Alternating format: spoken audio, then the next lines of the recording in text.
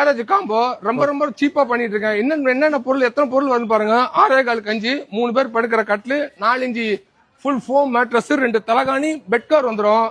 அது மட்டும் இல்லைங்க, ஒரு டபுள் டோர் பியூரோ நல்லா எக்ஸலண்டா இருக்கும் பாருங்க. இதோ தட்டு வந்துடும், 2 டிராயர் உள்ளது, கீழே செல்ஃப் வந்துடும். அது மட்டும் இல்லைங்க, ஒரு ட்ரெஸ்ஸிங் டேபிள் வித் டிராயரோட வந்துடும் உங்களுக்கு.